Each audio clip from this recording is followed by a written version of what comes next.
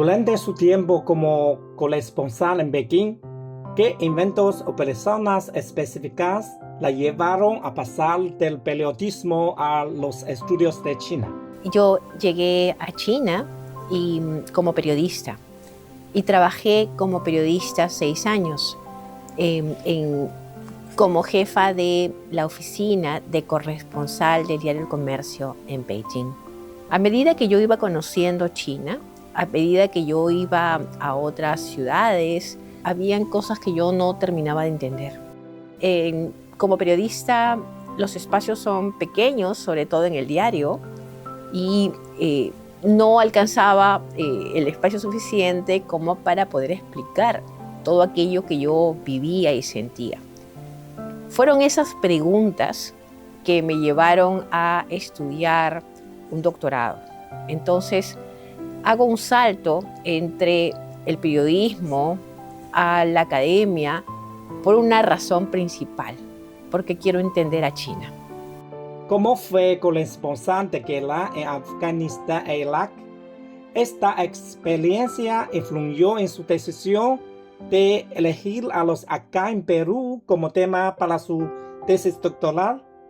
Sí, en realidad esta experiencia como corresponsal de guerra en 2 situaciones realmente de crisis, primero en Afganistán, allá en el 2001, y después en Irak, en el 2003, creo que me dotaron de ciertas herramientas también que viajaron siempre conmigo.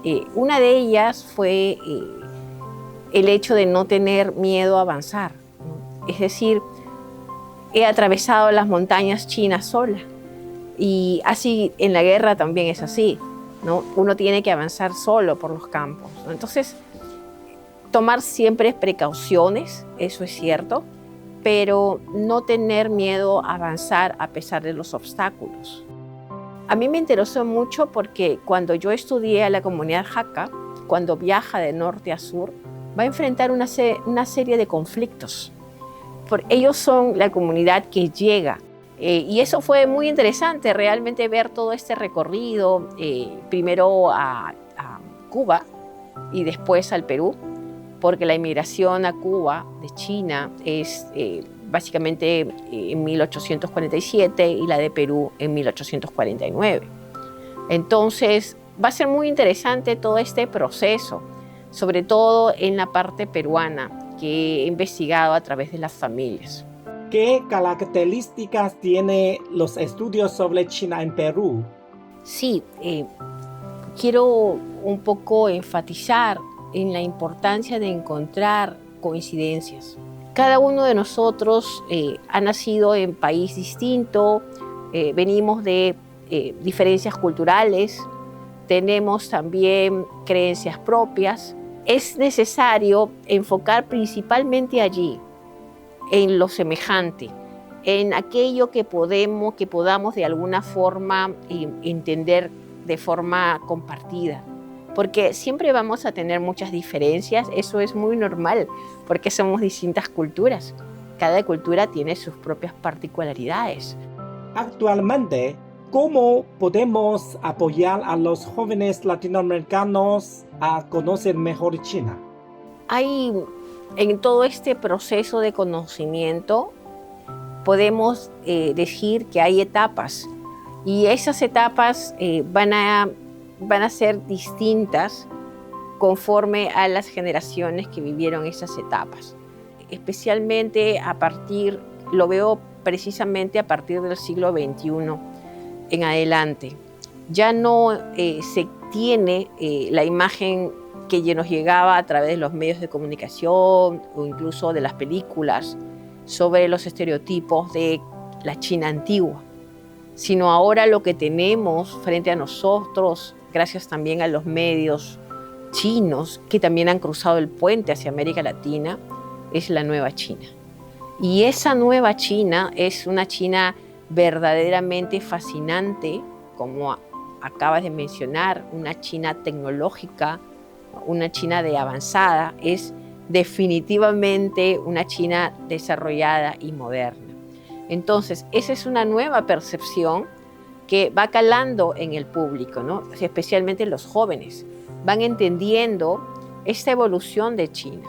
Poco a poco las ideas antiguas de una China más vinculada al proceso de inmigración queda atrás, ¿no? Ahora la percepción que se tiene, sobre todo en los últimos años, entonces esa nueva China moderna, tecnológica, esta nueva China que tiene presencia internacional, que tiene una voz global, es una China bastante admirable para nosotros en América Latina.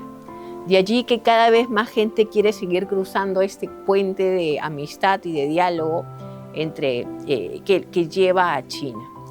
Ahora es la percepción del público. No dudo que en el futuro, no solamente ahora, sino vamos a ir viendo cada vez más rápidamente, ¿no?, la presencia de China en nuestras vidas.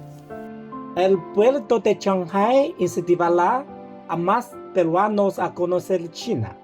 ¿Usted cree que, además de la música, la poesía podría ser un puente cultural más suave que el comercio y la economía? Esta nueva era que estamos iniciando, que es la era de Chancay en el Perú, este deseo de aproximarnos a China y también el deseo de estudiar a China, incluso desde el idioma, empezando por el idioma en realidad de todos estos jóvenes, ¿no?, debe ser complementada por las raíces culturales chinas. No se puede entender a China si no se entiende su cultura. Y porque la cultura china es parte de la identidad del pueblo chino y es una tradición sumamente antigua, sumamente larga y enriquecedora. Yo creo que la literatura, que es tan rica en el caso chino, nos permite ir comprendiendo un poco más la temática china desde sus raíces. Ahora, la poesía es quizás una de las manifestaciones más puras, porque la poesía es un formato que permite a la persona, al poeta, abrir sus sentimientos, exponer básicamente sus pensamientos, sus sentires y su vida íntima. Y esto es muy preciado verdaderamente, muy, muy preciado. Eso nos ayuda muchísimo a seguir avanzando en el tema chino.